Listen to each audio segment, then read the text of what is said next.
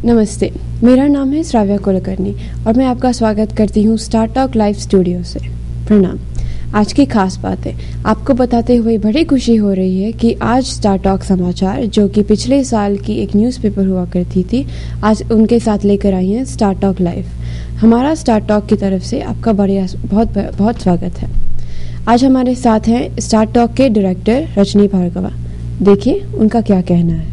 नमस्कार, आपको ये स्टार टॉक शुरू करने की प्रेरणा कहाँ से मिली?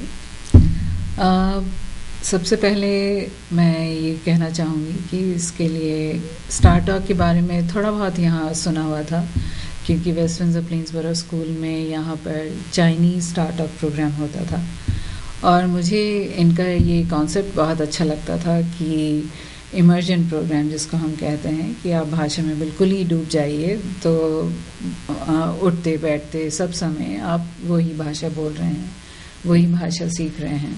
तो मुझे वो विचार बहुत अच्छा लगता था।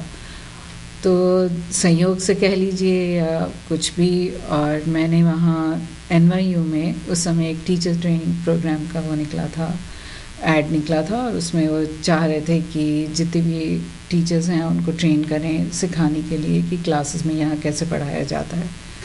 तो मैंने सोचा बहुत अच्छा मौका है वो करने के लिए, क्योंकि यहाँ पर मैं बच्चों को पढ़ाती थी और मैं जुड़ी हुई थी कम्युनिटी से, तो वहाँ पर छोटे छोटे बच्चों को पढ़ाती थी। पर हमेशा मुझे एक कमी लगती थी कि यहाँ के बच्चों को और भारतीय बच्चों को हिंदी पढ़ाना बहुत अलग काम है, और यहाँ के बच्चों को पढ़ाने का ढंग बिल्कुल अलग हो जाता है।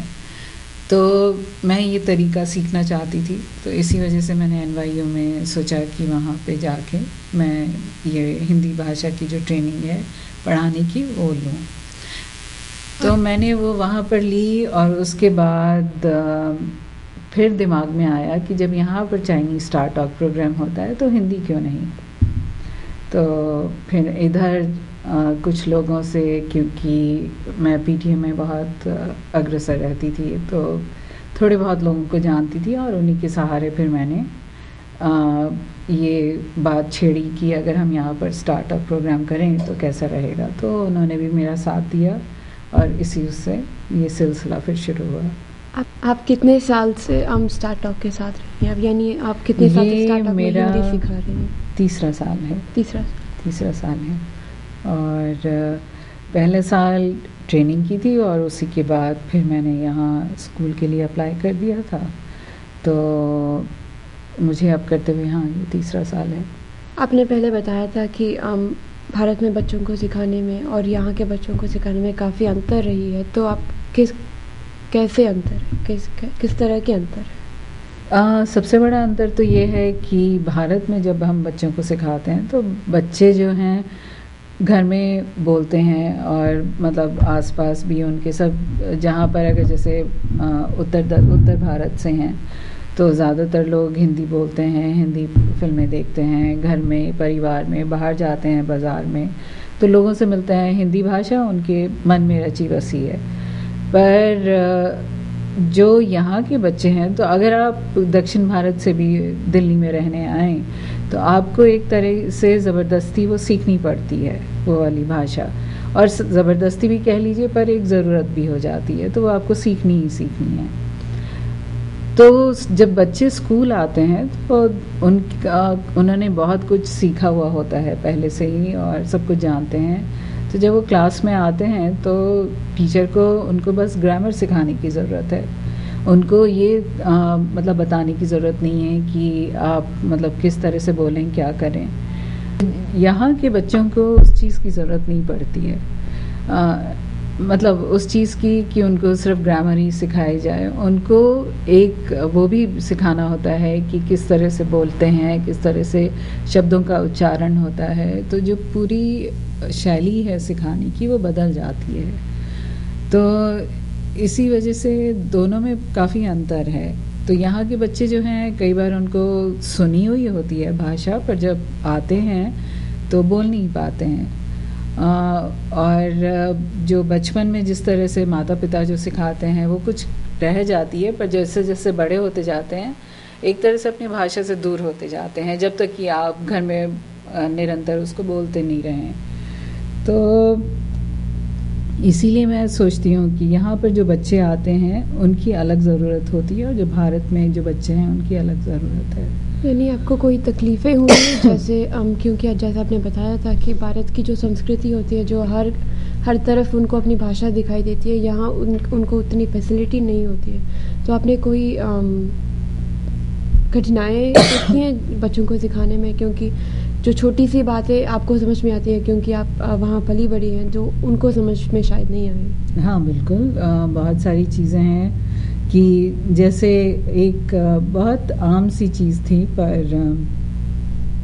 एक यहाँ पर नॉन हेरिटेज जिनको हम बोलते हैं, जो मतलब जिन्होंने भाषा कभी ना बोली है ना सुनी है, तो वो क्लास में थी, बाकी सब बच्चे हेरिटेज बच्चे थे। तो क्लास दिवाली के ऊपर कुछ कर रही थी, तो जब दिवाली के बारे में बात हो रही थी तो उसके बाद मैंने पूछा क्लास के बाद कि कैसी लगी वो। तो उसने बस इतना कहा कि जितने बाकी बच्चे हैं उन सबको ये सब चीज़ें समझ में आती हैं कि दिया क्या है, पटाखे क्या हैं, पर मुझे ये सब कुछ नहीं मालूम है। मुझे दिया भी नहीं मालूम है, मुझे पटाखे भी नहीं मालूम है। तो मुझे पहले उसको जानने की ज़रूरत है।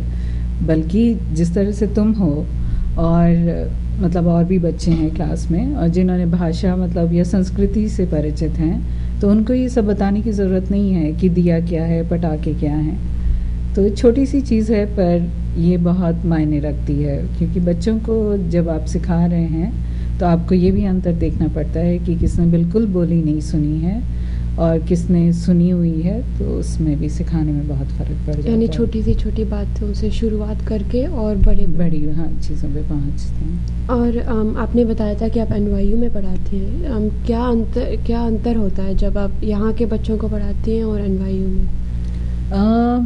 ज़्यादा अंतर तो नहीं है, क्योंकि यही बच्चे हाई स्कूल के बच्चे वहाँ पर मुझे मिलते हैं, पर यूनिवर्सिटी में थोड़ा सा जो पढ़ाने का ढंग है वो, जैसे यहाँ पर आप अगर भाषा पढ़ाते हैं तो आपको पूरा सिलेबस हर एक दिन का कि इस तरह से चाहिए, और अगर मैं 2 हफ्ते के लिए पढ़ा रही हूँ तो मुझे पूरी जो चीज़ें हैं कि उनकी असेसमेंट कैसे करनी है, उनका लेसन प्लान कैसे बनाना है, यूनिवर्सिटी में भी हम ये करते हैं, पर हम एक मोटे तौर पर करते हैं और उसमें हमारे पास एक स्वतंत्रता रहती है कि किस तरह हम अपने सिलेबस को उनके अनुसार ढाल सकते हैं।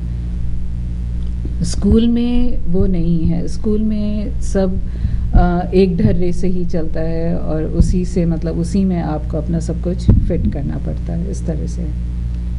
आपने बताया था कि स्टार्टअप पिछले 3 साल से चल रही है, तो आपने ऐसे टीचर्स को इकट्ठा कैसे किया आपने जो आप पढ़ाते हैं?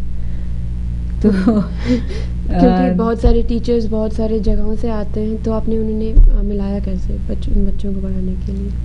थोड़े बहुत तो मेरे परिचित थे जिनको मैं जानती थी पहले से, और थोड़े बहुत हमारे साथ जब स्टार्टअप टीचर ट्रेनिंग का प्रोग्राम हुआ था तो उसमें थे।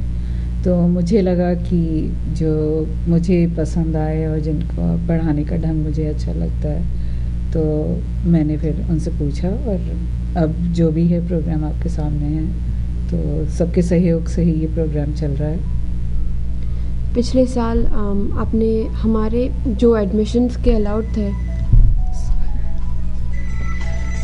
1 मिनट में